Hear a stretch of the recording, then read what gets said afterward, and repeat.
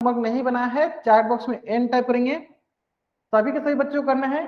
जिन बच्चों ने अपना होमवर्क बना लिया है चैट बॉक्स में वाई टाइप करेंगे। जिन बच्चों ने अपना होमवर्क नहीं बनाया है चैट बॉक्स में एन टाइप करेंगे। बहुत बढ़िया, बहुत बढ़िया। चलिए तो हम लोग क्या करते हैं, अपनी कक्षा को शुरू करते हैं। तो गुड इवनिंग एवरीवन। जैसा कि सारे बच्चों को पता है हम लोग क्या पढ़ रहे हैं, हम लोग पढ़ रहे हैं कक्षा 9वीं की गणित विषय। और गणित विषय में क्या पढ़ रहे हैं, मेंसुरेशन, क्षेत्रमिति। और क्षेत्रमिति पढ़ने के दौरान हम लोग बहुत सारे छोटे छोटे कंसेप्ट पढ़ रखा है, जैसे कि लंबाई की इकाइयां और उनका रूपांतरण, उसी प्रकार क्षेत्रफल की इकाइयां और उनका रूपांतरण, उसी प्रकार द्विविमीय आकृति। क्या पढ़ा था उसी प्रकार हम लोगों ने द्विविमीय आकृति पढ़ा था। फिर हम लोगों ने पढ़ा था सीमा, परिमाप और क्षेत्रफल।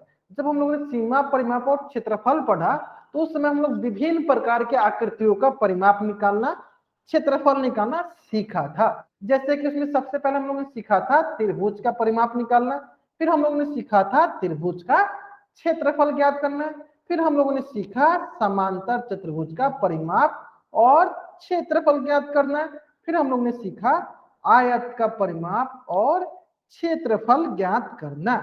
इसी प्रकार हम लोगों ने ये भी सीखा है वर्ग का परिमाप और क्षेत्रफल ज्ञात करना और समलंब चतुर्भुज का परिमाप और क्षेत्रफल ज्ञात करना। और हाल ही क्लास मतलब कि पिछली क्लास में हम लोग ने सीखा था जटिल आकृतियों का क्षेत्रफल ज्ञात करना। फिर हम लोग ने पढ़ा था सर्वांगसम आकृतियों का क्षेत्रफल ज्ञात करना। ठीक है, चलिए तो इनको मैं थोड़ा बहुत आपको रिवीजन करा दें, ध्यान देंगे। देखिए जटिल आकृति क्या होती है, तो जटिल आकृति वो आकृति होती है जिन आकृतियों में दो या दो से अधिक आकृति मिलकर कोई एक आकृति बनाती हैं, तो उसे कहते हैं जटिल आकृति। जैसे कि मान लेते हैं ये क्या आपके पास, मान लीजिए आपके है पंचभुज। तो ये जो आकृति है किन किन आकृतियों से मिलकर बना है, तो ये जो आकृति है देख सकते हैं आप यहाँ से यहाँ तक, ये एक आकृति हो जाएगी त्रिभुज और दूसरी आकृति हो जाएगी आपकी चतुर्भुज। तो ये जो आकृति है किन किन आकृतियों से मिलकर बनाया है, तो ये देखिए आपकी ये हो गई त्रिभुज और एक दूसरी आकृति क्या है, ये हो जाएगा अभी चतुर्भुज। तो इसका मतलब अगर हमें इस जटिल आकृति का क्षेत्रफल ज्ञात करना होगा तो हम क्या कहेंगे, हम क्या करेंगे त्रिभुज का क्षेत्रफल, इसका क्षेत्रफल जोड़ देंगे किसके साथ, इसके क्षेत्रफल के साथ, तो हमें इस जटिल आकृति का क्षेत्रफल मिल जाएगा। ठीक है, अगर यहां तक सारे बच्चों को समझ में आ गया है कि जटिल आकृति का क्षेत्रफल हम लोग कैसे निकालते हैं, तो चैट बॉक्स में वाइट टाइप करेंगे। अगर यहां तक सारे बच्चों को समझ में आ गया है कि जटिल आकृति का हम लोग क्षेत्रफल कैसे निकालते हैं, चैट बॉक्स में वाइट टाइप करेंगे। चलिए तो इसी से संबंधित एक प्रश्न आपके स्क्रीन पे है, इससे संबंधित एक प्रश्न आपके स्क्रीन पे है। इस प्रश्न का उत्तर आपको पोल सेक्शन में जाकर देना है। आपके पास 2 मिनट का वक्त है, सरलता पूर्वक इस प्रश्न को सॉल्व कीजिए और इसका उत्तर पोल सेक्शन में जाकर दीजिए। आपके पास 2 मिनट का वक्त है, इस प्रश्न को सरलता पूर्वक सॉल्व कीजिए और इसका उत्तर पोल सेक्शन में जाकर दीजिए। क्वेश्चन बोला गया है दी गई आकृति का क्षेत्रफल ज्ञात कीजिए। जो आकृति दी गई है इसका क्षेत्रफल ज्ञात करना है। ये आकृति जो है आपका जटिल आकृति है। तो मैं आपको इसमें थोड़ा बहुत हिंट देता हूं ताकि सारे बच्चे इस प्रश्न को उत्तर कर पाएंगे। देखिए इसमें 3 आकृति है, पहला आकृति ये हो गई, दूसरा आकृति ये हो गई और तीसरा आकृति ये हो गई। इस प्रकार इस जटिल आकृति में कितनी आकृति है, 3 आकृति, पहला आकृति ये, दूसरा ये, तीसरा ये। तो इन तीनों आकृतियों का हम लोग अलग अलग क्षेत्रफल निकालेंगे और तीनों आकृतियों का क्षेत्रफल जोड़ेंगे तो हमें इस आकृति का कुल क्षेत्रफल मिल जाएगा। ठीक है, इतना हिंट काफी होगा आपको इस प्रश्न का उत्तर करने के लिए। चलिए अभी तक जितने बच्चों ने इस प्रश्न को उत्तर दिया है अधिकतर बच्चों का इस प्रश्न का उत्तर सही है, अधिकतर बच्चों का इस प्रश्न का उत्तर सही है। बहुत बढ़िया, बहुत बढ़िया। लास्ट 1.5 मिनट, लास्ट 1.5 मिनट, जल्दी से जल्दी इस प्रश्न का उत्तर कीजिए। आपको क्या करना है, तीनों आकृतियों का अलग अलग, जैसे कि पहला त्रिभुज है, दूसरा का आयत है और तीसरा क्या है, वर्ग है। तो तीनों आकृतियों का अलग अलग क्षेत्रफल निकालिए और उस क्षेत्रफल को जोड़ दीजिए तो हमारे पास कुल आकृति का क्षेत्रफल मिल जाएगा। ठीक है, लास्ट 1 मिनट, लास्ट 1 मिनट।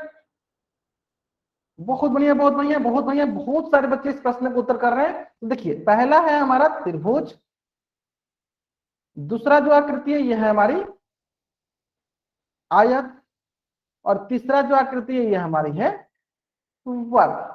तो हम तीनों आकृतियों का अलग अलग क्षेत्रफल निकालेंगे और उन्हें जोड़ देंगे। Last 40 second, last 40 second, 35 second. बहुत बढ़िया, बहुत बढ़िया। अभी तक जितने बच्चों ने इस प्रश्न को उत्तर दिया है सारे बच्चों का उत्तर सही है। जिन बच्चों ने अभी तक इस प्रश्न का उत्तर नहीं किया है जल्दी से जल्दी इस प्रश्न का उत्तर करेंगे, और इस प्रश्न का उत्तर कहां देना आपको, पोल सेक्शन में जाकर करनी है। Last 20 second, last 20 second, last 20 second, चलिए लास्ट 10 सेकेंड। अब मैं क्या करता हूं, उल्टे गिनती स्टार्ट करता हूं ताकि जिन बच्चों ने इस प्रश्न का उत्तर नहीं दिया है जल्दी से जल्दी इस प्रश्न का उत्तर दे सकेंगे। ठीक है, चलिए 5 4 3 2 1। ठीक है, चलिए ध्यान देंगे सब बच्चे। अभी तक जितने बच्चों ने इस प्रश्न का उत्तर दिया अधिकतर बच्चों का प्रश्न का उत्तर सही है। चलिए देख लेते हैं हम लोग यहाँ पे। देखिए यहाँ पे हमें 3 आकृति दी गई, चलिए हम लोग तीनों आकृति को अलग अलग बना लेते हैं। पहला आकृति दी गई आपको त्रिभुज, तो मैं क्या करता हूँ यहाँ पे आपके लिए त्रिभुज बनाता हूँ, ध्यान देंगे। दूसरा आकृति दी गई आपके पास आयत, चलिए मैं आपके लिए आयत बनाता हूँ, ध्यान देंगे। और तीसरी आकृति दी गई आपके पास वर्ग, तीसरी आकृति दी गई आपके पास वर्ग, है ना। अब देखिए यहां से लेकर यहां तक क्या है 3 सेंटीमीटर, तो ये हो गया आपके पास 3 सेंटीमीटर। और यहां से लेकर यहां तक क्या है, ये आपके पास 4 सेंटीमीटर, तो ये हो गया आपके पास 4 सेंटीमीटर। अब हमें पता है कि त्रिभुज का क्षेत्रफल क्या होता है, तो त्रिभुज का क्षेत्रफल, चलिए लिख देता हूं हम यहाँ पे। त्रिभुज का क्षेत्रफल होता है 1/2 गुने आधार गुने ऊंचाई, है ना। तो देखिए यहाँ का आधार क्या है, इसका आधार ये हो गया, कितना आधार 3 सेंटीमीटर, ठीक है। और ऊंचाई कितनी है, ऊंचाई आपके पास 4 सेंटीमीटर। तो इसका मतलब ये हो जाएगा 1/2 गुने आधार कितना है 3 गुने 4, तो ये हो जाएगा आपके पास 2 एकम 2, 2 दूनी 4, तो कितना होगा 3 दूनी 6 सेंटीमीटर स्क्वायर। कितना आएगा 6 सेंटीमीटर स्क्वायर, यानी त्रिभुज, इस त्रिभुज का क्षेत्रफल कितना आ गया 6 सेंटीमीटर स्क्वायर। आगे समझ में। चलिए अगर सारे बच्चों को ये त्रिभुज का क्षेत्रफल समझ में आ गया है तो चैट बॉक्स में राइट अप करेंगे। अगर सारे बच्चों को ये त्रिभुज का क्षेत्रफल समझ में आ गया है तो चैट बॉक्स में राइट अप करेंगे सारे बच्चे। आगे समझ में। चलिए इसी प्रकार अब आती है बात आयत की। तो देखिए यहां से यहां तक 3, यहां से यहां तक 3, कुल कितना हो जाएगा, ये हो जाएगा 6 सेंटीमीटर। ओके, चलिए अब यहां से आता देखिए यहां से यहां तक कुल कितना है 5, तो ये हो जाएगा आपके पास 5 सेंटीमीटर। तो हमें पता है कि आयत का क्षेत्रफल, आयत का क्षेत्रफल क्या होता है, तो आयत का क्षेत्रफल होता है लंबाई गुने चौड़ाई। तो यानी ये अगर हमारी लंबाई है तो ये हमारी क्या हो जाएगी, ये हमारी हो जाएगी चौड़ाई। ये हमारी क्या हो जाएगी चौड़ाई, यानी ये हो जाएगा 6 गुने 5, तो ये हो जाएगा आपके पास 6 × 5 = 30 सेंटीमीटर स्क्वायर। इस प्रकार इस आयत का क्षेत्रफल कितना गया 30 सेंटीमीटर स्क्वायर। अगर यहां तक सारे बच्चों को समझ में आ गया है, त्रिभुज का क्षेत्रफल और आयत का क्षेत्रफल समझ में आ गया है, तो जल्दी से जल्दी चैट बॉक्स में राइट अप करेंगे, जल्दी से जल्दी चैट बॉक्स में राइट अप करेंगे। आगे समझ में। अब आती है बात जो नीचे तीसरी आकृति है। तीसरी आकृति क्या है देख लेते हैं, चल ध्यान देंगे यहाँ पे। देखिए यहां से यहां तक 2 और यहां से यहां तक 2, तो अगर ये 2 सेंटीमीटर है तो ये भी हमारी कितनी है 2 सेंटीमीटर। और हमें पता है कि वर्ग का क्षेत्रफल कितना होता है, वर्ग का क्षेत्रफल क्या होता है, तो ये होता है भुजा गुने भुजा। तो ये हो जाएगा आपके पास 2 गुने 2, ये आ जाएगा आपके पास 4 सेंटीमीटर स्क्वायर। तो इस प्रकार इस वर्ग का क्षेत्रफल आ गया 4 सेंटीमीटर स्क्वायर। ठीक है, चलिए अब हम लोग क्या करते हैं, इस जटिल आकृति का क्षेत्रफल निकाल लेते हैं, देख लेते हैं कितना हो जाएगा। तो देखिए हमें 3 आकृति दी गई है, पहला आकृति का क्षेत्रफल प्लस दूसरा आकृति का क्षेत्रफल प्लस तीसरा आकृति का क्षेत्रफल। तो इस प्रकार ये हो जाएगी, पहला आकृति का क्षेत्रफल कितना है 6 सेंटीमीटर स्क्वायर, दूसरा का है 30 और तीसरा का है हमारे पास 4 सेंटीमीटर स्क्वायर। तो ये आ जाएगा आपके पास 40 सेंटीमीटर स्क्वायर। यानी कौन सा ऑप्शन सही है? तो ऑप्शन ए जो है हमारी सही उत्तर है। ऑप्शन ए जो है हमारी सही उत्तर है। अगर ये प्रश्न सारे बच्चों को समझ में आ गया है, अगर ये प्रश्न सारे बच्चों को समझ में आ गया है, तो सभी के सभी बच्चे क्या करेंगे, इस पेज का स्क्रीनशॉट लेंगे और चैट बॉक्स में राइट करेंगे। सभी के सभी बच्चे क्या करेंगे, इस पेज का स्क्रीनशॉट लेंगे और चैट बॉक्स में व्हाइट टाइप करेंगे। सर बच्चे आगे, सर बच्चे समझ में यहाँ तक? अगर यहाँ तक सारे बच्चों को समझ में आ गया है तो इस पेज का स्क्रीनशॉट लेंगे और चैट बॉक्स में व्हाइट टाइप करेंगे। बहुत बढ़िया, बहुत बढ़िया। चलिए, तो हम लोग यहाँ तक पिछली कक्षाओं में पढ़ लिया था। तो ये होती है, इस प्रकार से हम लोग जटिल आकृति का क्षेत्रफल ज्ञात करते हैं। तो हम लोग इस प्रकार से जटिल आकृति का क्षेत्रफल ज्ञात करते हैं। अब हम लोग सीखने जा रहे हैं जो हम लोगों ने अपना पिछली कक्षाओं में होमवर्क दिया था। तो सारे सारे बच्चे क्या करेंगे, अपना होमवर्क वाली वर्कशीट वाली बुक निकाल लेंगे। अब हम लोग अपना होमवर्क देखेंगे, अब हम लोग अपना होमवर्क डिस्कस करेंगे। सारे सारे बच्चे क्या करेंगे, अपना वर्कशीट वाली बुक निकाल लेंगे। सारे बच्चे क्या करेंगे, अपना वर्कशीट वाली बुक निकाल लेंगे। हम लोग क्या करेंगे, अपना होमवर्क डिस्कस करेंगे। तो आज का होमवर्क है आपका प्रश्नावली 4.1। होमवर्क हम लोग कैसे डिस्कस करते हैं, तो मैं क्वेश्चन नंबर बोलूंगा, जिस भी बच्चा को क्वेश्चन में डाउट होगा, बच्चा क्या करेगा, क्वेश्चन नंबर टाइप करेगा।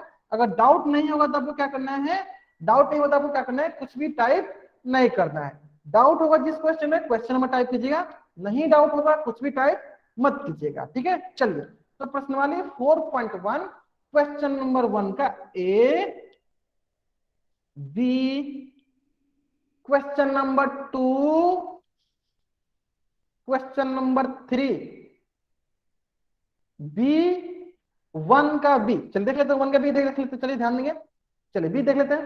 देखिए बहुत ही सरल सरल प्रश्न है, बहुत ही सरल सरल प्रश्न। देखिए हमें पता है कि समलंब चतुर्भुज का क्षेत्रफल क्या होता है, तो समलंब चतुर्भुज का क्षेत्रफल होता है 1/2 गुने समांतर भुजाओं का योग। तो इनकी समांतर भुजा कौन कौन सी है, कि ये है, एक ये है, यानी 5 सेंटीमीटर और 10 सेंटीमीटर। तो इनका जो इनका योग, तो 5 + 10 गुने इनके बीच की दूरी। तो इनके बीच की दूरी लंबवत दूरी कौन सी है, तो इनके बीच की लंबवत दूरी ये है, यानी इनके बीच की दूरी क्या गई, ये हो गई। तो ये हो गई इंटू 4। चलिए इसको सॉल्व कर लेते हैं। हो जाएगा 1/2 गुने 10, 5 कितना 15 गुने 4। तो ये हो जाएगा आपके पास 2 एकम 2, 2 दूनी 4। तो ये हो जाएगा 15 दूनी 30 सेंटीमीटर स्क्वायर। इस प्रकार इस प्रश्न का उत्तर कितना हो गया, 30 सेंटीमीटर स्क्वायर। अगर ये प्रश्न सारे बच्चों को समझ में आ गया है तो इस पेज का स्क्रीनशॉट लें और चैट बॉक्स में व्हाइट अप करेंगे। सर बच्चे अगर ये प्रश्न सारे बच्चों को समझ में आ गया है तो इसका स्क्रीनशॉट लें और चैट बॉक्स में व्हाइट अप करें। आगे समझ में। चलिए इसी प्रकार प्रश्न संख्या 3, प्रश्न संख्या 3 आगे समझ। सर बच्चों को बहुत इसी प्रकार के प्रश्न थे।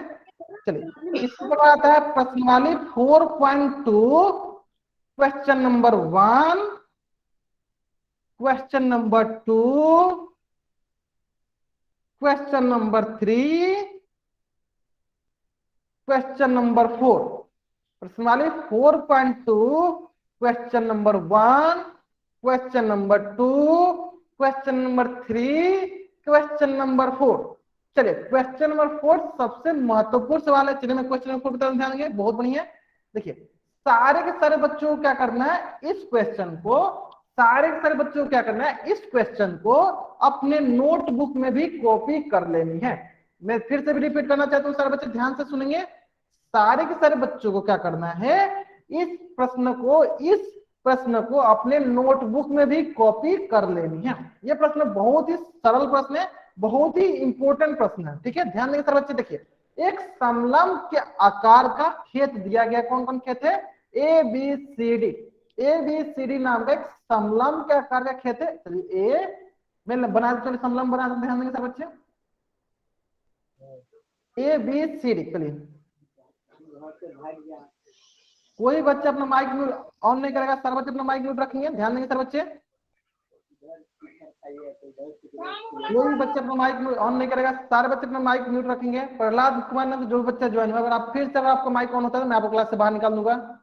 ठीक है, चलिए बहुत बढ़िया ध्यान देंगे सर बच्चे। देखिए हमें बोला एक समलंब के आकार का एक खेत है ए बी सी डी की बार की लंबाई हमें दी गई है 120 मीटर। यदि बीसी की लंबाई हमें 48 मीटर दिया गया है, सीडी की लंबाई हमें 17 मीटर दिया गया है और एडी की लंबाई हमें 40 मीटर दिया गया है, तो इस खेत का क्षेत्रफल ज्ञात कीजिए। अब रही बात यहाँ पे कि देखिए यहाँ बोल रखा है कि भुजा ए बी जो है समांतर भुजाओं एडी और बीसी पे लंब है। तो मान लेते हैं कि अगर ये हमारी एडी है समांतर भुजा, तो ये हमारी क्या होगी, बीसी होगी। तो यानी यहाँ पे जो ए बी भुजा हुई, ये ए बी भुजा क्या होगी, एक दूसरे पे लंब, मतलब इन दोनों के बीच की दूरी होगी, है ना। चलिए तो सबसे महत्वपूर्ण इसमें क्या था कि आप क्वेश्चन पढ़ के इसकी आकृति बना सकते हैं कि नहीं, बना पा रहे हैं कि नहीं। तो कैसे हम लोग बनाए, तो हम लोगों ने लास्ट प्रश्न के लास्ट में देखा क्या बोला था, समांतर भुजा एडी और बीसी, एडी बीसी दे दिया और इसमें भुजा एडी क्या है, हमारे लंब है, तो ये दोनों हो गई हमारे लंब। चल अब आती है बात, बीसी की लंबाई कितनी दी है, बीसी दी है आपको 48 मीटर और सीडी की लंबाई दी है 17 मीटर और एडी की लंबाई दी है 40 मीटर। हमें ए बी की लंबाई नहीं दी गई है, लेकिन हमें क्या दिया गया है, हमें टोटल का मान दिया गया है, मतलब हमें परिमाप दिया गया है 120 मीटर। अब हमें बताया देखिए ये ए बी क्या है, इन दोनों समांतर भुजाओं के बीच की दूरी है। तो हम क्या करते हैं, इसको कैसे सॉल्व करते हैं, लिख लेते हैं हम यहाँ पे कि हमें पता है परिमाप क्या होता है, चारों भुजाओं का योग। तो चारों भुजा कौन कौन सी है, देखिए एक भुजा ये हो गई 40 प्लस दूसरी भुजा 17 प्लस तीसरी भुजा है 48 प्लस चौथी भुजा क्या है, चलिए चौथी भुजा को अभी क्या मान लीजिए, दूरी मान लीजिए कि वो हमारी क्या है, दूरी मान लीजिएगा ए भी है, मतलब चौथी भुजा हमें नहीं पता, हमें ये निकालनी है और हमें इसका परिमाप दिया गया कितना 120 मीटर, यानी 120 बराबर हो जाएगा पास 40 प्लस 17 प्लस 48 गुने दूरी। अब हम कैसे निकालेंगे, चलिए निकाले तो बहुत सरल है, तो ये हो जाएगा 120 बराबर हो जाएगा 105 प्लस दूरी। तो यहां से दूरी कैसे निकलेगा, यहां से दूरी निकलेगा 120 माइनस 105, ये हो जाएगी हमारी दूरी, ये हो जाएगी हमारी दूरी, ये क्या हो जाएगी, यहाँ हो जाएगी हमारी दूरी। बताइए कितना आएगा, ये आ जाएगा हमारे पास 15 मीटर। इस प्रकार हमारे पास दूरी कितनी आ गई, दूरी आ गई हमारे पास 15 मीटर। इस प्रकार हमारे पास दूरी कितना आ गई, दूरी आ गई 15 मीटर, यानी ए बी की लंबाई कितनी आ गई, ए बी की लंबाई आ गई 15 मीटर। अगर यहां तक सारे बच्चों को समझ में आ गया है, अगर यहां तक सारे बच्चों को समझ में आ गया है तो चैट बॉक्स में राइट करेंगे। अगर यहां तक सारे बच्चों को समझ में आ गया है तो चैट बॉक्स में राइट करेंगे। चलिए एक बार मैं फिर से रिपीट करता हूँ, एक बार मैं फिर से रिपीट करता हूँ, जिन बच्चों को कुछ भी डाउट है बच्चे ध्यान देंगे, एक बार फिर से रिपीट करता हूँ, ध्यान देंगे। सर बच्चे देखिए हमें क्या दिया था, हमें क्या दिया था कि हमें इनकी चारों भुजाओं का योग दिया है, माप दिया कितना 120 मीटर, 120 मीटर मतलब हमें चारों भुजाओं का माप दिया, मतलब हमें परिमाप दिया गया। हमें क्या दिया गया है, हमें परिमाप दिया गया कितना 120 मीटर हमें परिमाप दिया गया है, ठीक है। अब देखिए इसमें हमें तीन भुजा का माप दिया, एक दिया है बीसी सीडी और एडी का, और चौथी भुजा की माप हमें नहीं दिया गया है। तो बहुत ही सरल है, चौथी भुजा निकालने के लिए हम क्या करेंगे, हमें कुल परिमाप दिया गया है 120, हम तीन भुजा का जोड़ प्लस चौथी भुजा, यहाँ से हम लोग चौथी भुजा ज्ञात कर लेंगे। चौथी भुजा कितनी आ गई 15 मीटर, कितनी आ गई चौथी भुजा 15 मीटर। लेकिन हमें क्या निकालना है, हमें तो निकालना है खेत का क्षेत्रफल। हमें क्या निकालना है, हमें तो निकालना है खेत का क्षेत्रफल। तो चलिए हम लोग खेत का क्षेत्रफल निकाल लेते हैं, बहुत ही सरल है, खेत का क्षेत्रफल निकालना बहुत ही सरल है। क्या होता है, समलंब चतुर्भुज का क्षेत्रफल क्या होता है, वो होता है 1/2 गुने समांतर भुजाओं का योग। तो समांतर भुजा कौन कौन सी है, एक ये है 40 मीटर, दूसरा क्या है 48 मीटर। तो 40 प्लस 48 गुने इनके बीच की दूरी, कौन है इनके बीच की दूरी 15 मीटर, तो गुने हो जाएगा 15। चलिए अब इसको सॉल्व करते हैं, हो जाएगा 1/2 गुने 40 और 48 कितना होगा, ये हो जाएगा 88 गुने 15। चलिए इसको कटा देते हैं, ये हो जाएगा आपके पास 2 एकम 2, 2 चौका 8, 2 चौका 8, ये हो जाएगा आपके पास 15 चौका 60, 15 चौका 60 6 66, तो 660 मीटर स्क्वायर, यानी इसका क्षेत्रफल कितना गया 660 मीटर स्क्वायर। अगर सारे बच्चों को इस प्रश्न का उत्तर समझ में आ गया है, अगर सारे बच्चों को इस प्रश्न का उत्तर समझ में आ गया है, तो सारे के सारे बच्चे क्या करेंगे, चलिए मैं इसको अच्छे से थोड़ा जूम करता हूँ। सारे बच्चे क्या करेंगे, इसका स्क्रीनशॉट लेंगे और चैट बॉक्स में राइट करेंगे। सारे से बच्चे क्या करेंगे, इस पेज का स्क्रीनशॉट लेंगे और चैट बॉक्स में राइट करेंगे। सभी के नोटबुक में ये प्रश्न होना चाहिए, बहुत ही महत्वपूर्ण प्रश्न है। सारे के सारे बच्चे क्या करेंगे, इस प्रश्नों को अपने नोटबुक में भी कॉपी कर लेंगे, क्योंकि बहुत ही महत्वपूर्ण प्रश्न है, बहुत ही महत्वपूर्ण प्रश्न है। सारे बच्चों को इसको नोटबुक में भी कॉपी कर लेनी है। कर ले सर बच्चों ने, चलिए बहुत बढ़िया, बहुत बढ़िया। चलिए इसी प्रकार प्रश्नवाली जो है आपका 6.1, question number 1, question number 2, question number 3, question number 4, ये वर्ग से संबंधित ये बहुत ही सरल सरल प्रश्न है। इसमें प्रश्नावली 6.1, question number 1, question number 2, question number 3, question number 4। चलिए क्वेश्चन नंबर 4 देख लेते हैं, ध्यान देंगे। चलिए क्वेश्चन नंबर 4 देख लेते हैं। देखिए बहुत ही सरल प्रश्न है, बहुत ही सरल प्रश्न है, ध्यान देंगे सर बच्चे। देखिए प्रश्न बोल रहा है आपको, एक वर्गाकार खेत का क्षेत्रफल ज्ञात कीजिए जिसकी भुजा 12 सेंटीमीटर है। बहुत ही सरल है, हमें पता है वर्ग का क्षेत्रफल क्या होता है, भुजा गुने भुजा। तो ये हो जाएगा आपके पास 12 सेंटीमीटर गुने 12 सेंटीमीटर। जब 12 को 12 से गुना करेंगे कितना आएगा, 144 सेंटीमीटर इंटू सेंटीमीटर क्या होगा, सेंटीमीटर स्क्वायर। तो कितना हो जाएगा, 144 सेंटीमीटर स्क्वायर। अगर ये प्रश्न सारे बच्चों को समझ में आ गया है तो जल्दी जल्दी इस पेज का स्क्रीनशॉट ले और चैट बॉक्स में वाई टाइप करेंगे सारे बच्चे। आगे समझ में। चलिए इसी प्रकार प्रश्नवाली 6.2, question number 1, question number 2, question number 3, question number 1, question number 2, question number 3। देखिए ये तीनों के तीनों प्रश्न एक ही जैसे हैं, ये तीनों के तीनों प्रश्न जो हैं एक ही जैसे हैं। मैं इसमें से क्वेश्चन नंबर चलिए 2 बता देता हूँ, मैं इसमें से क्वेश्चन नंबर 2 बता देता हूँ। मैं एक प्रश्न बता रहा हूँ, सारे बच्चों को इसी प्रकार सारे प्रश्न को बना लेनी है, सारे प्रश्नों को बना लेनी है। चलिए ध्यान देंगे सर बच्चे। देखिए यहाँ पे हमें क्या निकाला, वर्ग का परिमाप ज्ञात करना है और हमें क्या दिया है, क्षेत्रफल दिया गया है। देखिए हमें पता है वर्ग का क्षेत्रफल क्या होता है, वो होता है भुजा का वर्ग। वर्ग का क्षेत्रफल क्या होता है, वर्ग का क्षेत्रफल होता है भुजा का वर्ग, भुजा का वर्ग। तो इस प्रकार देखिए यहाँ पे क्षेत्रफल जो है आपके पास दिया 625 बराबर हो जाएगा भुजा का वर्ग।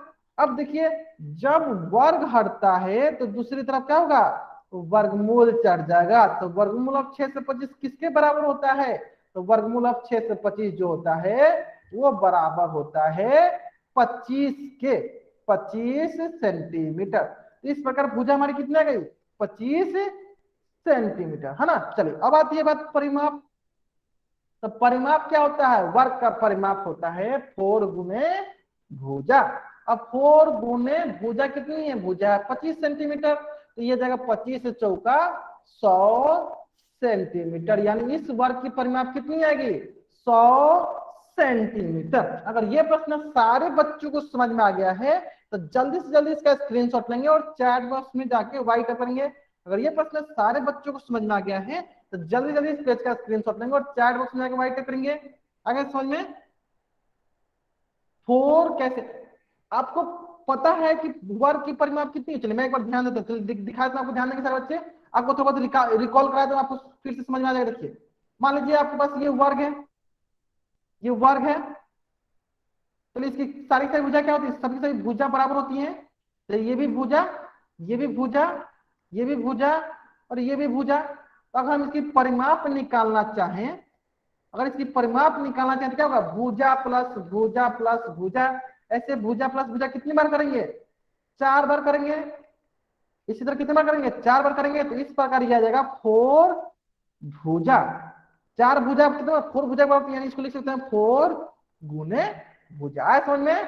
तो जिन बच्चों को वर्ग की परिमाप में डाउट है कि 4 कैसे आया, उनको समझ में आ गया होगा। बहुत बढ़िया, बहुत बढ़िया। चलिए तो यहां तक हम लोगों ने पिछली क्लास में होमवर्क दिया था जो कि आप सभी ने बनाया था और मैंने डिस्कस कर दिया, ठीक है। अब रही बात की आज हम लोग क्या पढ़ने वाले हैं, तो आज हम लोग बहुत ही महत्वपूर्ण चीज पढ़ने वाले हैं।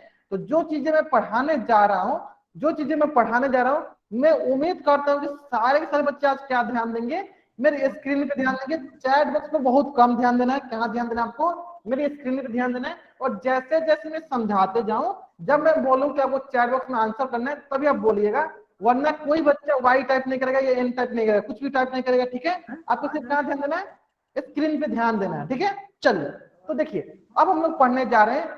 जैसा कि मैंने आपको पिछले कक्षा में पढ़ा रखा है, फिर भी मैं एक बार फिर से पढ़ाता हूँ, आपको ध्यान देंगे। अब हम लोग पढ़ने जा रहे हैं पापा सॉलिड मेरा नहीं फिगर, खुला अभी, मेरा ठोस नहीं खुला। आकृति।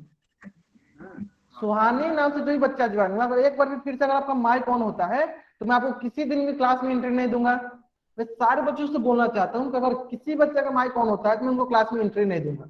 ठीक है, जब मैं एक बार बोल दिया कि आपको सारे बच्चे स्क्रीन पे ध्यान देंगे, क्योंकि बहुत ही महत्वपूर्ण चीजें पढ़ाने जा रहा हूँ जो कि आपके लिए बहुत ही महत्वपूर्ण है। ठीक है, तो कोई बच्चा चैट बॉक्स पे ध्यान न देगा, स्क्रीन पे ध्यान दे। ठीक है, चलिए क्या पढ़ने वाले हम लोग, सॉलिड फिगर, जिसे हिंदी में कहते हैं ठोस आकृतियां, जिसमें हम लोग पढ़ने वाले हैं 3D शेप, त्रिविमीय आकृति। क्या पढ़ने वाले हैं, त्रिविमीय आकृति। और ये मैंने आपको बताया भी है, फिर से को बता दूं, ध्यान देंगे। देखिए त्रिविमीय, तो त्रि मतलब होता है तीन, और बीमा मतलब क्या, तीन बीमाएं। अब रही बात की तीन बीमाएं, यानी ऐसी आकृति जिनके पास तीन बीमाएं होती हैं उससे कहते हैं त्रिविमीय आकृति, 3D शेप। उसे क्या कहते हैं, उसे कहते हैं 3D शेप। कहने का मतलब कि वो तीन बीमाएं कौन कौन सी होगी, ये त्रिविमीय आकृति है तो वो तीन बीमाएं कौन कौन सी, चलिए देख लेते हैं। तीन बीमाएं, और तीन बीमाएं कौन कौन सी होती हैं, तो वो तीन बीमाएं होती हैं आपकी लंबाई, चौड़ाई और ऊंचाई बोलिए या मोटाई बोलिए। ऊंचाई बोल दीजिए या मोटाई बोल दीजिए। ठीक है, कहीं मोटाई बोलते हैं, कहीं हम लोग ऊंचाई बोलते हैं। यानी ऐसी आकृति जिनके पास तीन बीमा होती हैं, तीन डायमेंशन होती हैं, उससे हम लोग त्रिविमीय आकृति कहते हैं, 3D शेप कहते हैं। अगर ये बात सारे बच्चों को समझ में आ गया है तो जल्दी से जल्दी चैट बॉक्स में राइट अप करेंगे, जल्दी से जल्दी चैट बॉक्स में राइट अप करेंगे कि ऐसी आकृति जिनके पास तीन बीमाएं होती हैं, जिनके पास तीन बीमाएं होती हैं, जैसे कि लंबाई, चौड़ाई, ऊंचाई, वो क्या कहलाती है, हमारी त्रिविमीय आकृति कहलाती हैं। अरे समझ में, चलिए अब देख लेते हैं, एक उदाहरण वगैरह देख लेते हैं। जैसे कि मान लीजिए ये आपके पास एक बॉक्स टाइप का आपके पास एक आकृति दिया गया है। चलिए देख लेते हैं क्या इसके पास कौन सी आकृति है, क्या ये त्रिविमीय आकृति है, देख लेते हैं, ध्यान देंगे। चलिए अगर मान लेते हैं कि ये अगर हमारी लंबाई है, ये क्या होगी, ये अगर हमारी चौड़ाई, और ये क्या हो जाएगी, ये हो जाएगी हमारी ऊंचाई। ये हमारी क्या हो जाएगी, ये हो जाएगी ऊंचाई। तो इस प्रकार देखिए इसके पास तीन बीमाएं हैं, ये क्या कहलाएगी, ये कहलाएगी हमारी त्रिविमीय आकृति, 3D शेप। क्या कहलाएगी, 3D शेप। समझ में आ गया बच्चों को, अगर सारे बच्चों को ये समझ में आ गया है तो इस पेज का स्क्रीनशॉट लो, चैट बॉक्स में राइट करेंगे। अगर सारे बच्चों को ये समझ में आ गया कि ऐसी आकृति जिनके पास तीन बीमाएं होती हैं उसे कहते हैं 3D शेप। ठीक है, चलिए तो इसको मैं क्या करता हूं, आपको लाइव दिखाता हूं। देखिए आपको अच्छी समझ में आ जाएगा, ध्यान देंगे। देखिए सारे बच्चे पहले कंफर्म करेंगे चैट बॉक्स में कि आपको ये दिख रहा होगा, सारे बच्चों को दिख रहा है। अगर सारे बच्चों को ये दिख रहा है तो चैट बॉक्स में वाइट करेंगे। देखिए मैंने आपके लिए बना रखा है ताकि आपको अच्छे से ये समझ में आ जाए कि 3D शेप होती क्या है। ठीक है, दिख रहा है सारे बच्चों को, दिख रहा है ना, चलिए देखिए ध्यान दें सारे बच्चे, देखिए ये यहाँ देखिए, हमें बतानी है कि ऐसी आकृति जिनके पास तीन डायमेंशन हो, तीन बीमाएं हो, थ्री बीमाएं हो, तीन बीमाएं हो। बीमाएं का मतलब कि लंबाई, चौड़ाई और ऊंचाई। ठीक है, अब कोई बच्चा चैट बॉक्स में वाई वाई नहीं टाइप करेगा, कोई बच्चे वाई चैट बॉक्स में टाइप नहीं करेगा। अब सारे बच्चे सिर्फ ध्यान देंगे, सिर्फ स्क्रीन पे ध्यान देंगे, आपको सिर्फ समझ में आया। ठीक है, अब सारे बच्चे क्या देंगे, स्क्रीन पे ध्यान देंगे। देखिए देखिए देखिए ये दिख रहा है सारे बच्चों को। देखिए अब हमें क्या बतानी है कि 3D शेप, मतलब जिनके पास तीन बीमाएं, लंबाई, चौड़ाई और ऊंचाई। ठीक है, देखिए यहाँ पे सारे बच्चे देखिए, यहाँ पे देखिए सारे बच्चे देखिए, अगर हम इसको लंबाई मानते हैं, अगर ये हमारी लंबाई है तो ये क्या हो जाएगी, ये हमारी चौड़ाई हो जाएगी, और ये क्या हो जाएगी, ये हमारी बीच वाली ऊंचाई हो जाएगी। चलिए मैं यहाँ पे लिख भी देता हूँ, आपको थोड़ा बहुत समझ में आ जाए। देखिए अगर ये हमारी यहां से लेकर यहां तक लंबाई है, ठीक है, तो ये क्या हो जाएगी, ये हो जाएगी हमारी चौड़ाई, और ये क्या हो जाएगी, ये हो जाएगी हमारी ऊंचाई, है ना। इसका मतलब क्या हुआ, ऐसी आकृति जिनके पास 3 बीमा हो। देखो अगर ये यहां से लेकर यहां तक लंबाई हो गई, है ना, और ये यहां से लेकर यहां तक चौड़ाई हो गई, और ये हो गई हमारी ऊंचाई, तो ये क्या कहलाएगी, ये हमारी 3D शेप, त्रिविमीय आकृति कहलाएगी। अगर सारे बच्चों को अब समझ में आ गया कि ऐसी आकृति जिनके पास 3 बीमा हो, लंबाई, चौड़ाई और ऊंचाई, तो उसे क्या कहेंगे, त्रिविमीय आकृति। तो चैट बॉक्स में वाई टाइप करेंगे, तो चैट बॉक्स में वाई टाइप करेंगे। आगे समझ में, चलिए इसी प्रकार मेरे पास बहुत सारे मैंने आपके लिए बना रखा है। देखिए जैसे कि ये भी देखिए, ये भी देखिए, ये क्या आपका, अभी मैं आपको बताऊंगा इस बारे में, अभी फिलहाल समझ लीजिए कि ये क्या है, 3D शेप। इसमें भी देखिए आपके पास अगर ये लंबाई हो गई, ये चौड़ाई हो गई, तो ये क्या हो जाएगी, ये सामने वाला ऊंचाई होगी। अगर ये हो गई लंबाई, ये ऊंचाई, तो ये क्या होगी, चौड़ाई। फिर से रिपीट, ये लंबाई, चौड़ाई, ये ऊंचाई, तो ये क्या कहलाएगी, हमारी 3D शेप, त्रिविमीय आकृति। ठीक है, चलिए इसी प्रकार ये भी देख सकते हैं, देखिए क्यूब है, ये भी हमारी 3D आकृति है। ध्यान देंगे कैसे, देखिए ध्यान देखिए, ये हो गई लंबाई, चौड़ाई और ये हो गई ऊंचाई। ये हो गई यहां से तक लंबाई, चौड़ाई, ऊंचाई, ठीक है, हो गई हमारी 3D आकृति। फिर से देख लेते हैं, देखिए यहाँ देख लेते हैं, देखिए ये आपका एक मोबाइल का डब्बा है, आपके लिए मैंने लाया, देखिए ध्यान देंगे, देखिए अगर यहां से यहां तक ये लंबाई हुई, यहां से यहां तक ये चौड़ाई हुई, और ये यहां से यहां तक ऊंचाई, थी क्या कहलाएगी, हमारी त्रिविमीय आकृति, 3D शेप। अगर अब सारे बच्चों को समझ में आ गया है तो जल्दी से जल्दी चैट बॉक्स में वाई टाइप करेंगे। अगर अभी सारे बच्चों को समझ में आ गया है तो जल्दी से जल्दी चैट बॉक्स में वाई टाइप करेंगे कि 3D शेप क्या होता है। तो 3D शेप वो होता है जिनके पास 3 बीमाएं होती हैं, लंबाई, चौड़ाई और ऊंचाई। आगे समझ में, आगे समझ में, बहुत बहुत। चलिए इसी प्रकार हम लोग क्या करते हैं, कुछ त्रिविमीय आकृति देख लेते हैं। जैसे कि मैंने आपको ये दिखाया था, देखना देखिए इसके बाद देखिए क्या है, ये लंबाई, चौड़ाई और ये हो जाएगी ऊंचाई। यानी ऐसी आकृति जिनके पास 3 बीमा हो उसे हम लोग कहेंगे 3D शेप, है ना। चलिए उसी पर देखिए इसके बाद 3 बीमा है तो ये भी हो जाएगा 3D शेप, है ना। चलिए अब आती है बात ये बेलन के बारे में, सिलेंडर के बारे में बताना है कि क्या ये 3D शेप है। तो सभी बच्चों से बोलना, चलिए इसको मैं मानता हूँ आकृति 1, इसको मानता हूँ आकृति 2। सारे बच्चे बताएंगे कि ये आकृति 1 और आकृति 2 क्या 3D शेप है। ये आकृति 1 और आकृति 2 क्या 3D शेप है। अगर है तो चैट बॉक्स में वाई टाइप कीजिए, नहीं है तो एन टाइप कीजिए। हाँ ये है, कैसे पता चला हमें, देखिए देखिए हम ध्यान देंगे, देखिए हमें पता है कि क्या ये हमारी वृत्त है। वृत्त जो होती है हमारी द्विविमीय आकृति, मतलब जिस पर 2 बीमा होती है। जब वृत्त को हम लोग एच हाइट तक, जब वृत्त को हम लोग एच हाइट तक उठा देते हैं, हमें क्या मिलता है, हमें बेलन मिल जाता है, हमें बेलन मिल जाता है। यानी वृत्त को जब हम ऊंचाई प्रदान कर देते हैं, वृत्त को जब हम ऊंचाई प्रदान कर देते हैं तो हमें क्या मिल जाता है, हमें बेलन मिल जाता है। तो इस प्रकार देखिए इसके बाद फिर 3 बीमा हो गया, तो ये हो जाएगा आपके पास 3D शेप, है ना। सेम उसी प्रकार शंकु भी होता है। शंकु को भी देखिए क्या है, देखिए वृत्त है, इसमें हम देखिए ये आपको 2D शेप, द्विविमीय आकृति, इसमें हम लोग क्या दिए, इसको ऊंचाई दे दिए, तो ये हो जाएगी हमारी त्रिविमीय आकृति, 3D शेप। आगे समझना, चलिए इसी प्रकार कुछ दैनिक जीवन के उदाहरण भी मेरे पास है, कुछ दैनिक जीवन से संबंधित उदाहरण भी है मेरे पास है, देख सकते हैं आप लोग सभी। देखिए सबसे पहला उदाहरण क्या है, फुटबॉल। अगर आपके पास भी कोई दैनिक जीवन से संबंधित उदाहरण है तो आप चैट बॉक्स में बोल सकते हैं। अगर आपके पास भी कोई दैनिक जीवन से संबंधित उदाहरण है तो आप चैट बॉक्स में बता सकते हैं। बढ़िया, बहुत बढ़िया, बहुत बढ़िया, सभी बच्चों को बताना है। चलिए देखिए पहला क्या है, फुटबॉल थी क्या हमारा 3D शेप, पेन हो गया, बहुत बढ़िया। चलिए मैं आपको दिखा भी देखो, ये पेन है, क्या है, ये आपका ब्लैक बोर्ड पेन है, ठीक है। ये भी हो जाएगा आपका 3D शेप। पेंसिल हो गया, बोर्ड हो गया, कार्डबोर्ड हो गया, पलंग हो गया, बहुत बढ़िया, बहुत बढ़िया। ये हो जाएगा चॉकलेट पेन, बहुत बढ़िया। देखिए क्यूब है जो मैंने अभी आपको दिखाया, देखिए ये क्यूब, ये भी आपका क्या है, ये भी आपका है 3D शेप, ठीक है। इसी प्रकार देखिए ये हो गया बाल्टी, ये भी आपका क्या है 3D शेप। बॉक्स हो गया, हाँ वो भी 3D शेप। नाइफ, मतलब जो भी हमें दैनिक जीवन जो भी हमें दिखती है सारी सारी चीजें क्या होती है 3D शेप होती है। चलिए अगर मतलब सारे बच्चों को समझ में आ गया, ठीक है।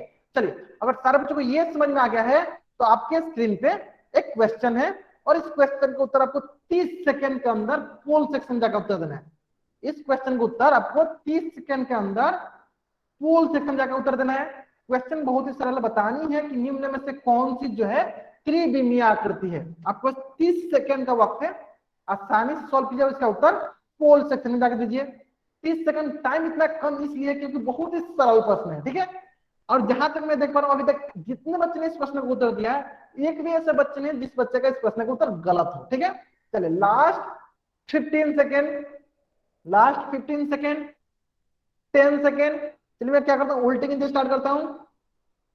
5 4 3 2 1। एक भी ऐसा बच्चा नहीं जिस बच्चे का इस प्रश्न का उत्तर गलत हो, सबका सही है। तो मैं बता ही देता हूं, चलिए जल्दी से बता देंगे। देखिए देखिए, तो देखिए ये इसका ऑप्शन डी जो है सही है। क्यों? क्योंकि देखिए इस पास लंबाई है, चौड़ाई है और ऊंचाई है, तो ये हो जाएगा आपका ऑप्शन डी जो है मेरा सही उत्तर। क्या पता करना था हमें? त्रिविमीय आकृति पता करनी थी। बहुत बढ़िया, बहुत मतलब सारे बच्चों को ये त्रिविमीय आकृति समझ में आ गई है। चलिए एक बार सारे बच्चों को अगर त्रिविमीय आकृति समझ में आ गई है, त्रिविमीय आकृति समझ में आ गई है, तो सारे बच्चे मिलकर क्या टाइप करेंगे चैट बॉक्स में? टी टाइप करेंगे। जल्दी जल्दी क्या टाइप करना है आपको चैट बॉक्स में? टी टाइप करना है। अगर सारे बच्चों को समझ में आ गया है तो चैट बॉक्स में क्या टाइप करना है? टी टाइप करनी है। चलिए मतलब सबको समझ में आ गया? बहुत बढ़िया, बहुत बढ़िया। चलिए अगर सारे बच्चों को त्रिविमीय आकृति समझ में आ गई है तो हम लोग क्या करते हैं, इसी में एक एक करके पढ़ते चलते हैं, एक एक त्रिविमीय आकृति का प्रकार पढ़ते चलते हैं। जिसमें सबसे पहला प्रकार आता है घनाभ। जिसमें सबसे पहला प्रकार आता है घनाभ, जिससे इंग्लिश में कहते हैं क्यूबॉइड, जिसे इंग्लिश में कहते हैं क्यूबॉइड। और इसमें हम लोग घनाभ में पढ़ने वाले हैं फलक। तो देखिए फलक का इंग्लिश होता है फेसेस। फिर हम लोग पढ़ने वाले हैं किनारे, जिसे इंग्लिश में कहते हैं एज। फिर हम लोग पढ़ने वाले हैं शीर्ष, जिसे इंग्लिश में कहते हैं वर्टेक्स। ठीक है, तो सबसे पहले हम लोग समझ लेते हैं कि घनाभ क्या होता है। सबसे पहले क्या समझते हैं कि घनाभ क्या होता है। तो घनाभ कहने से पहले मैं सारे बच्चों से सबसे पहले पूछना चाहता हूं कि आयत क्या होता है, रेक्टेंगल क्या होता है। सारे तरफ बताएंगे कि आयत क्या होता है। सारे तरफ बताएंगे आयत क्या होता है। द्विविमीय आकृति होती है जिसके पास क्या क्या होती है। मान लीजिए आपके पास लंबाई है और क्या होती है आपके पास, ये हो गई चौड़ाई। यानी आयत के पास क्या क्या होती है, लंबाई होती है, चौड़ाई होती है। ठीक है, चलिए अब क्या होती है कि जब हम आयत को लंबाई चौड़ाई होते हुए इसको ऊंचाई प्रदान कर देते हैं। चलिए मैं बताता हूं, जब मैं आयत को लंबाई चौड़ाई होते हुए इसको जब हम ऊंचाई प्रदान करते हैं, जैसे कि इसको देखिए हमें यहां से यहां तक इसको ऊंचाई प्रदान कर देते हैं, तो ये बन जाती है, बताइए क्या बन जाती है, जल्दी बताएंगे सर बच्चे। जब आयत को लंबाई चौड़ाई होने के साथ साथ जब इसे हम लोग ऊंचाई प्रदान कर देते हैं तो ये हो जाती है 3D शेप, त्रिविमीय आकृति, जिसे हम लोग कहते हैं घनाभ। जिसे हम लोग कहते हैं घनाभ, जो कि 3D शेप होता है, इसे कहते हैं घनाभ, जो कि 3D शेप होता है। समझ में आ गया सर बच्चों को? देखिए बहुत ही सरल है। शुरू में क्या होता है, आयत होता है जिस पर सिर्फ लंबाई चौड़ाई होती है। जब उसको हम लोग ऊंचाई प्रदान कर देते हैं तो क्या बन जाती है, हमारी घनाभ बन जाती है। वो क्या बन जाती है, हमारी घनाभ बन जाती है। यहां तक समझ में आ गया सर बच्चों को? अगर यहां तक सारे बच्चों को समझ में आ गया है तो चैट बॉक्स में वाइट करेंगे। अगर यहां तक सारे बच्चों को समझ में आ गया है कि घनाभ कैसे बनता है, तो घनाभ जो होता है आपका, आयत को जब ऊंचाई प्रदान कर देते हैं तो वो हमें घनाभ मिल जाता है। ठीक है, ठीक है। चलिए तो इसको क्या करते हैं हम थोड़ा सा और आपको अच्छे से एनालाइज कराते हैं, दिखा देंगे। चलिए यहाँ देखेंगे सारे बच्चे, चलिए यहाँ पे सारे सारे बच्चे देखेंगे। देखिए सारे बच्चों को दिख रहा होगा, देखिए सारे बच्चों को दिख रहा होगा, ध्यान देंगे सारे बच्चे। देखिए ये क्या है, आपको सामने से जब इसको देखिएगा तो आपको ये एक आयत दिखेगा। क्या दिखेगा, एक आयत दिखेगा। जिसे देखिए ये सामने से जब देखिएगा इसको तो एक आयत दिखेगा, सामने से आयत दिखेगा। तो इसके बाद क्या होगा, देखिए ये लंबाई हो गई और ये आपकी मान लीजिए चौड़ाई हो गई। ये मान लीजिए लंबाई हो गई और ये हो गई चौड़ाई। लेकिन जब इसे हम लोग ऊंचाई प्रदान कर देते हैं तो ये क्या बन जाता है, घनाभ बन जाता है। इसको ऐसे दिखाते हैं, ध्यान देंगे इससे। चलिए इसको ऐसे करके ऐसे दिखाते हैं। मान लीजिए ये आया था, इसको मैं ऐसे दिखाता हूं, ध्यान दीजिए। ये आया था, ये मान लीजिए लंबाई और ये चौड़ाई। देखिए इसको हम ऊंचाई कैसे प्रदान करें, देखिए इधर ऐसे करके, देखिए ये इसकी क्या हो जाएगी, ये इसकी इधर से ऊंचाई हो जाएगी। ये इसको हमने इतना बढ़ा दिया, इतना इसको मोटाई कर दिया, मतलब क्या कर दिया, इसका ऊंचाई हो गई। तो यानी जब इसको ऊंचाई प्रदान कर देते हैं तो ये क्या बन जाता है हमारा, ये घनाभ बन जाता है। इस तरह से समझ सकते हैं आप, इससे भी समझ सकते हैं। देखिए ये भी आपका एक घनाभाकार आकार है, ठीक है।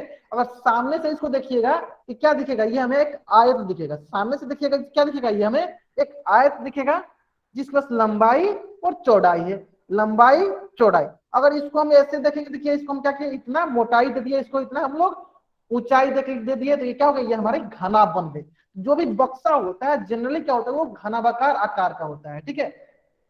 आयत हो और आयत को ऊंचाई दे देंगे तो क्या बन जाएगा, घनाभ बन जाएगा, ठीक है। अगर अब सारे बच्चों को समझ में आ गया है तो जल्दी से जल्दी चैट बॉक्स में वाई टाइप करेंगे कि घनाभ हमें समझ में आ गया है, तो चैट बॉक्स में वाई टाइप करेंगे। आयत को जब आप ऊंचाई प्रदान कर देते हैं तो वो घनाभ बन जाती है, ठीक है। आगे समझ में, चलिए अब तो बात आएगी, ठीक है सर आपको तो यहां तक बता दिया कि हाँ घनाभ क्या होता है, अब ये भी बता दो कि फलक क्या होता है, ठीक है। अभी तो आप लोगों को समझ में आ गया कि घनाभ क्या होता है। चलिए अब हम लोग ये सीख लेते हैं कि फलक क्या होता है। तो देखिए फलक बहुत ही सरल है। फलक हम लोग किसे कहते हैं, तो घनाभ जो होता है बहुभुजीय क्षेत्र पृष्ठों को मिलकर बनाना, मतलब कि फलक बहुत ही सरल भाषा में आपको समझाना चाहता हूँ। फलक कि जो आपको सामने से जो सरफेस दिखता है, सामने से जो आपको क्षेत्र दिखता है, उसी को हम लोग फलक बोलते हैं। अब आपके मन में ये प्रश्न आ रहा होगा कि सर कैसे, चलिए फिर से मैं आपको दिखाता हूँ वो आकृति, फिर से मैं आपको वो घनाभ दिखाता हूँ ताकि आपको अच्छे से समझ में आ जाएगा। ध्यान देंगे, चलिए सारे बच्चे मेरी तरफ ध्यान देंगे। देखिए सारे बच्चों को ये दिख रहा है, दिख रहा है ना। देखिए ये आपको जो सामने से ये जो सतह दिख रहा है, ये जो क्षेत्र दिख रहा है, ये जो एरिया दिख रहा है, ये आपकी क्या कहलाएगी, ये आपकी एक फलक कहलाएगी, फेसेस कहलाएगी।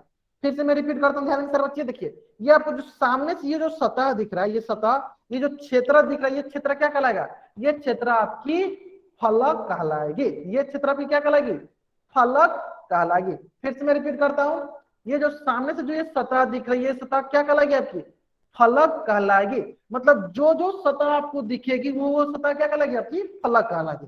तो आपके मन में ये प्रश्न आ रहा होगा कि सर इस प्रकार तो घनाभ के पास बहुत सारे फलक होंगे, तो कितने फलक होंगे, चलिए देख लेते हैं। देखिए जब सामने से देखिएगा तो एक फलक ये हो गया, इसके पीछे भी एक होगा, चलिए उसको मैं दिखा देता हूँ। चलिए इसके पीछे करके ये हो गई आपकी दूसरी फलक, चलिए ऐसे करते हैं, ये हो गई आपकी दूसरी फलक। फिर से मैं रिपीट, देखिए ये हो गई आपकी पहली फलक, इसके पीछे हो गई ये दूसरी फलक। अब रही बात तीसरी फलक कहाँ, तो देखिए अगर इसको देखिएगा, ये हो गई आपकी तीसरी फलक, इसके पीछे हो गई एक, देखिए ये हो गई आपकी चौथी फलक। अब रही बात की और भी तो बच क्या, एक आगे एक पीछे, एक साइड दाएं बाएं, अब एक और बच गया, ऊपर एक नीचे। तो देखिए अगर आप इसको ऊपर वाला देखिएगा, देखिए ये इसकी क्या है, ऊपर वाली पांचवी भुजा, पांचवी फलक, पांचवी सतह, पांचवी फेसेस, इसके पीछे भी एक होगा, ये हो गई देखिए 6। यानी इस प्रकार एक घनाभ के पास कुल कितने फलक होंगे, जल्दी बताइए सब बच्चे चैट बॉक्स में।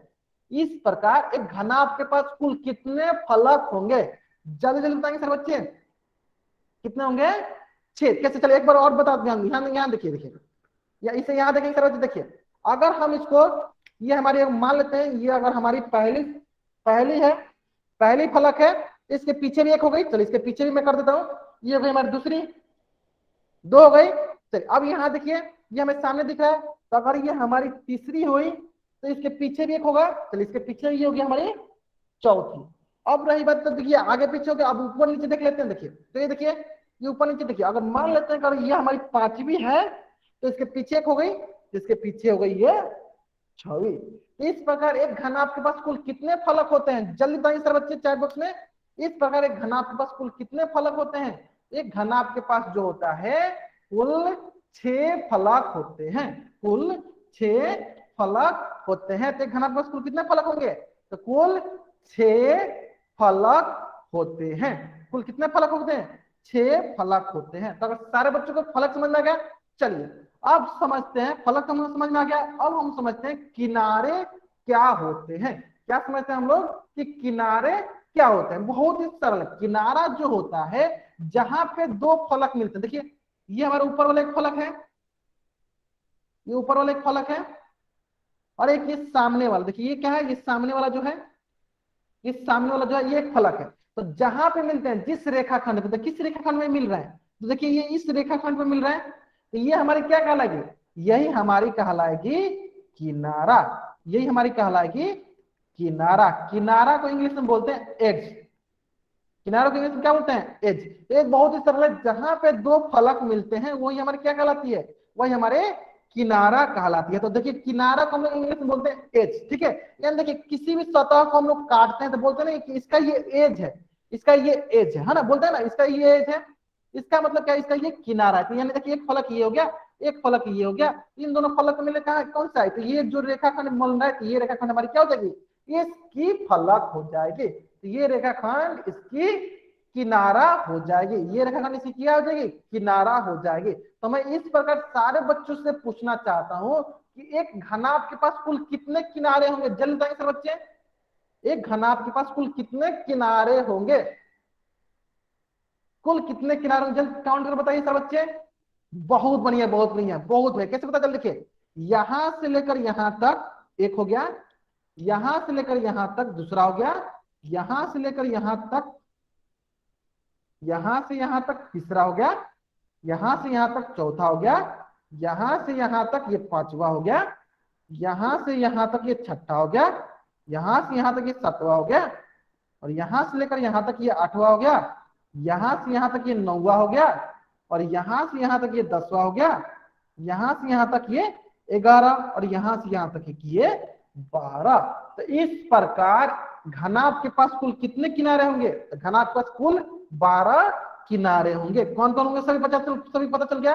और फलक कितने होते हैं? तो फलक हमारे पास होते हैं 6। एक आगे पीछे दाएं बाएं ऊपर नीचे, बहुत सरल है। आगे पीछे दाएं बाएं ऊपर नीचे, कुल फलक कितने हो गए? 6। समझ में आ गया? चलिए अगर सारे बच्चों को फलक और किनारा समझ में आ गया है तो जल्दी जल्दी इस पेज का स्क्रीनशॉट लेंगे और चैट बॉक्स में वाइट टाइप करेंगे। जल्दी जल्दी इस पेज का स्क्रीनशॉट लेंगे और चैट बॉक्स में वाइट टाइप करेंगे। हो गया? चलिए अब देखिए हमको समझ में आ गया फलक, किनारा, हमें समझ में गया फेस, एज। अब आती है बात वर्टेक्स क्या होता है। बहुत ही सरल, वर्टेक्स क्या होता है बहुत ही सरल, ध्यान देंगे। तो देखिए हमने जब पढ़ा था सिक्स, तो उस समय हम लोगों ने सीखा था वर्टेक्स क्या होता है। तो जहां पे दो भुजाएं मिलती है, जैसे ये भुजा और ये भुजा मिलेगी, जिस बिंदु पे, तो ये देखिए ये इस बिंदु पे मिल रहा है, तो इससे हम लोग कहेंगे शीर्ष, वर्टेक्स। लेकिन यहाँ पे तो भुजा नहीं है, तो यहाँ पे क्या बोलेंगे? यहाँ पे बोलेंगे जहां पे किनारे मिलते हैं, जहां पे किनारे मिलते हैं वो क्या कहलाते हैं? वो हमारी कहलाती है वर्टेक्स, वो हमारी कहलाती है शीर्ष, वो हमारी क्या कहलाती है? शीर्ष। तो यानी इसका मतलब ये हुआ कि जहां पे किनारे मिलते हैं, तो देखिए ये किनारा, एक ये किनारा, एक ये किनारा कहाँ मिल रहा है? यहाँ पे मिल रहा है। तो ये हमारी ये क्या होगी? शीर्ष हो गई। तो ये हमारी क्या हो जाएगी? यही हमारी हो जाएगी शीर्ष। ये हमारी क्या हो जाएगी? शीर्ष। तो इस प्रकार सारे बच्चे बताएंगे कि एक घनाभ के पास कुल कितने शीर्ष होंगे। इस प्रकार सारे बच्चे बताएंगे कि घनाभ के पास कुल कितने शीर्ष होंगे। चलिए काउंट कर लेते हैं। देखिए ये हो गया 1, ये हो जाएगा 2, ये हो जाएगा 3, ये हो जाएगा 4, ये हो जाएगा 5, ये हो जाएगा 6, ये हो जाएगा 7, ये हो जाएगा 8। कितने होंगे? 8 शीर्ष होंगे। अगर सारे बच्चों को घनाभ का फलक, किनारे और शीर्ष समझ में आ गया है तो जल्दी से जल्दी इस पेज का स्क्रीनशॉट लेंगे और चैट बॉक्स में वाइट करेंगे। जल्दी से जल्दी इस पेज का स्क्रीनशॉट लेंगे और चैट बॉक्स में वाइट करेंगे। आगे समझ में सारे बच्चों को? बहुत बढ़िया, बहुत बढ़िया। चलिए अगर सारे बच्चों को समझ में आ गया है तो आपके स्क्रीन पे क्वेश्चन है और इस क्वेश्चन का उत्तर आपको 30 सेकेंड के अंदर जल्दी से जल्दी पोल सेक्शन में उत्तर देनी है। इस प्रश्न का उत्तर आपको 30 सेकेंड के अंदर जल्दी जल्दी पोल सेक्शन में जाकर उत्तर करनी है।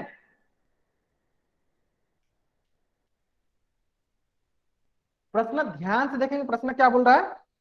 प्रश्न बोला है एक घनाभ के कितने शीर्ष होते हैं।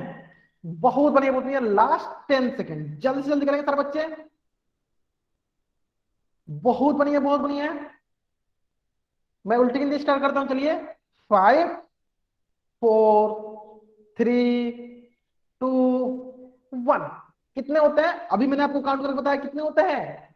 8 होते हैं। कौन कौन? एक ये हो जाएगा, 1, 2, 3, 4, 5, 6, 7, 8। कितने होते हैं? ऑप्शन बी जो है हमारा सही उत्तर है। ठीक है, चलिए इसी प्रकार एक और प्रश्न आपके स्क्रीन पे है। इसी प्रकार एक प्रश्न और आपके स्क्रीन पे, तो मैं उम्मीद करता हूँ कि इस प्रश्न का उत्तर, जिस प्रकार से पिछले प्रश्न का उत्तर सही था सारे बच्चों का, तो मैं उम्मीद करता हूँ कि इस प्रश्न का उत्तर सारे बच्चों का सही आनी चाहिए। सारे बच्चों का इस प्रश्न का भी उत्तर सही आना चाहिए। आपके पास 30 सेकंड को रखते हैं, जल्दी जल्दी इस प्रश्न का उत्तर दीजिए। बोला क्या है, दिए गए घनाभ में हर रंग क्या दर्शाता है। हर रंग जो ये हर रंग से दिया गया ये क्या दर्शाता है, ये हमें क्या दर्शा रहा है। ठीक है, फलक, किनारे, शीर्ष बिंदु क्या दर्शाता है। लास्ट 20 सेकेंड, लास्ट 20 सेकेंड, जल्दी से जल्दी सारे बच्चे इस प्रश्न को उत्तर करेंगे। क्या दर्शाता है ये जो हर रंग से जो दिया गया है वो क्या दर्शाता है। लास्ट 15 सेकेंड, जल्दी से जल्दी इस प्रश्न को उत्तर करेंगे सारे बच्चे, जल्दी से जल्दी इस प्रश्न को उत्तर करेंगे सारे बच्चे। 10 सेकेंड।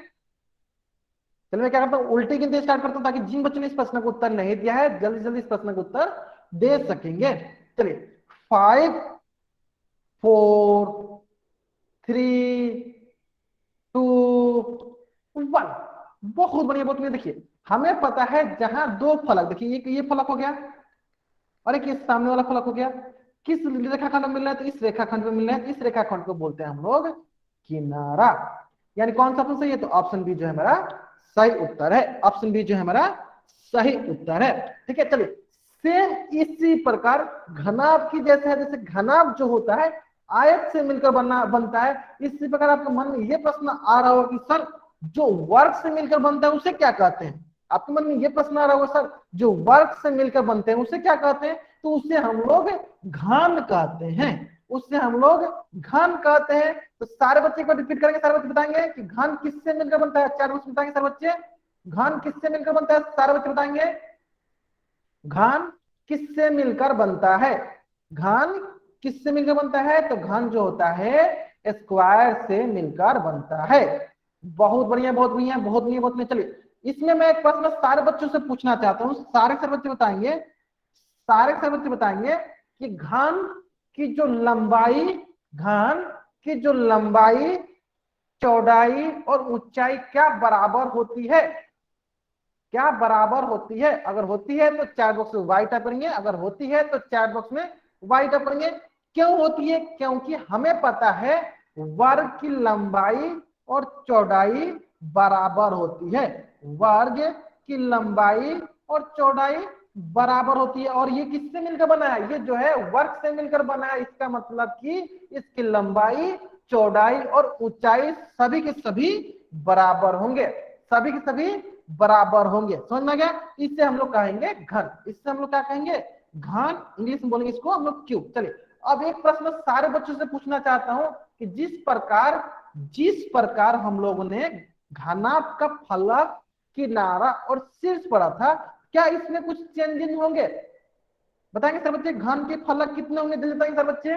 इसी प्रकार घन के कितनी फलक होंगी, घन की कितनी फलक होंगी। सिर्फ आपको अंतर क्या होगा कि घनाभ जो होता है आयत से मिलकर बनता है, लेकिन घन जो होता है वर्ग से मिलकर बनता है। इसका मतलब इसकी फलक जो होगी वो भी 6 होगी, है ना। इसका किनारा कितना होगा सर बताएंगे, इसकी किनारा कितना होगा सर बताएंगे, 12 होंगे। बहुत बढ़िया। इसी प्रकार इनकी शीर्ष कितनी होंगी, जल्दी बताएंगे सर बच्चे, 8 होंगी।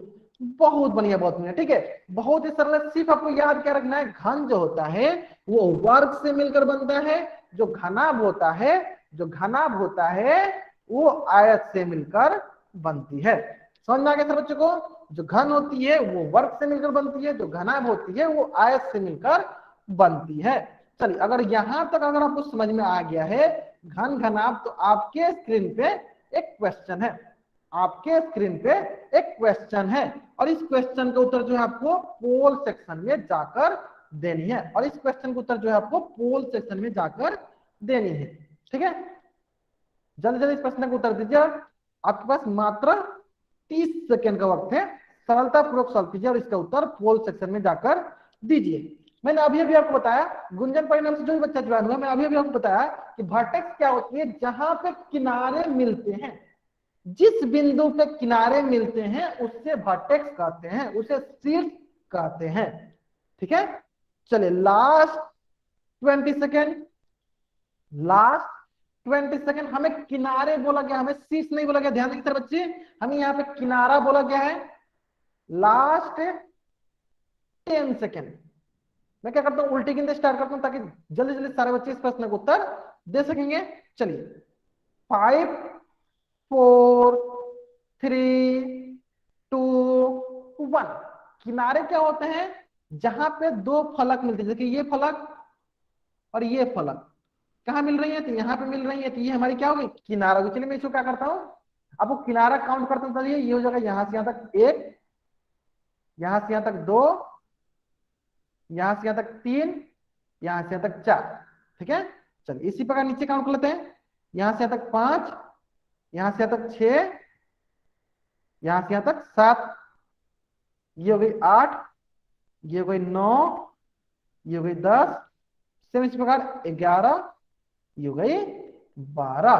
तो इस प्रकार किनारा कितना हुआ, इस प्रकार किनारा घन हो चाहे घनाभ हो, कितनी होंगी, 12 होंगी। यानी ऑप्शन सी जो है हमारी सही उत्तर है। ऑप्शन सी जो है हमारी सही उत्तर है। ठीक है, अगर यहां तक सारे बच्चों को समझ में आ गया है तो जल्दी जल्दी इस पेज का स्क्रीनशॉट लें और चैट बॉक्स में वाई टाइप करेंगे। जल्दी जल्दी इस पेज का स्क्रीनशॉट लेंगे और चैट बॉक्स में वाई टाइप करेंगे। चलिए सारे के सारे बच्चे क्या करेंगे, चैट बॉक्स में वाई नहीं टाइप करेंगे। अब सारे बच्चे अपने क्या करेंगे, इस पेज का स्क्रीनशॉट लेंगे। ये आपका आज की होमवर्क है। होमवर्क है प्रश्नवाली 9.1। प्रश्नवाली 9.1 इस पेज का स्क्रीनशॉट लेंगे। मेरी उल्टी गिनती समाप्त होने से पहले सारे बच्चे इस पेज का स्क्रीनशॉट ले लेंगे। ठीक है, चलिए 5 4 3 2 1। चलिए आज की कक्षा में हम लोग यहां तक पढ़ेंगे। अगर यहां तक किसी बच्चे को कुछ भी डाउट है, वो बच्चे चैट बॉक्स में एन टाइप करेगा और अपना डाउट पूछ लेगा। अगर डाउट नहीं है तो आप चैट बॉक्स में वाई टाइप करके जा सकते हैं। अगर आपको डाउट नहीं है तो आप चैट बॉक्स में वाई टाइप करके जा सकते हैं।